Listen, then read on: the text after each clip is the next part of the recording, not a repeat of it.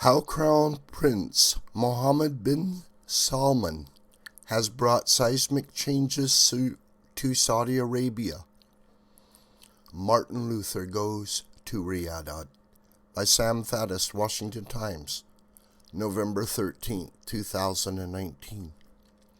For decades, if not centuries, experts on the Middle East have talked about the need for the reformation of Islam. They envisioned a change like that of Christianity in the late Middle Ages that accelerated development of the Western world. Changes precisely of that scale are occurring right now in Saudi Arabia and, with few exceptions, attract no notice by the press. Crown Prince Mohammed bin Salman, MBS, has been working on the reformation of Islam for years. His motives are as transparent as they are vastly ambitious. He intends to bring Saudi Arabia into the 21st century, to wean the nation off dependence on an oil-based economy, to attract foreign investment, to build a tourist industry, and to emancipate women. To accomplish this ambitious agenda, MBS first took aim at the Faustian bargain with Wahhabi clerics that was struck many decades ago by his royal forebears. In exchange for their support of the rule of the House of Saud, the deal granted Wahhabi clerics the power to enforce a stultifying version of Islam in Saudi Arabia and the means to export it abroad. The consequences of that arrangement have had a vast and negative implications for Saudi Arabia and the world. The prince has not been subtle in his methods. Along the way, he jailed 750 clerics until they recanted their ultra-conservative views, their preaching of jihad, and their prohibitions against all Western values and norms.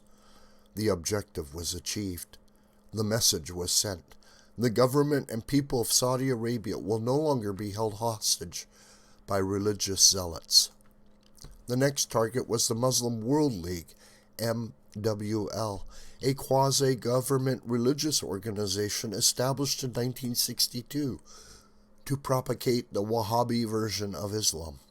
Muslim Brotherhood members played a large role in its founding, and the MWL was strongly associated with the Brotherhood. U.S. officials have testified that MWL has been linked to supporting Islamic terrorist organizations globally. The Crown Prince foreshadowed the transformation of the MWL during an interview in 2018, in which he explicitly acknowledged the right of the State of Israel to exist. He subsequently assembled 1,200 Muslim leaders in Mecca, along with scholars, academics, and religious teachers from 137 countries. They issued the Charter of Makkah in May of this year. That charter reads in part, "All people, regardless of their different ethnicities, races, and nationalities, are equal under God. Differences among people in their beliefs, cultures, and natures are part of God's will and wisdom. Religious and cultural diversity never justifies conflict. Humanity needs positive, civilized partnerships and effective interaction. Diversity must be a bridge to dialogue, understanding, and cooperation for the benefit of all humanity. We set aside preconceived prejudices, historical animosities, conspiracy theories, and erroneous generalizations. All individuals must combat terrorism and injustice and reject exploitation and the violation of human rights." Subsequent to the issuance of the Charter, MBS intensified the fundamental changes regarding the rights of women and Saudi society. Women can now drive in Saudi Arabia. Women are increasingly represented in professions such as the law, and the government is calling for more. Women can move freely without the archaic requirement of being accompanied by a male relative or having his permission. A couple can now book hotel rooms without showing proof of being married. The former publisher of the Wall Street Journal, Karen Elliott House, has recently reported from Riyadh that women participated in a city marathon in leggings and short-sleeved t-shirts, their faces bare. The paper ran photos of the joyful runners. There are even, in fact, public female wrestling matches, and for the first time, the Saudi Arabian ambassador to the United States is a woman, Princess Rima bint Bandar, who replaced the brother of MBS.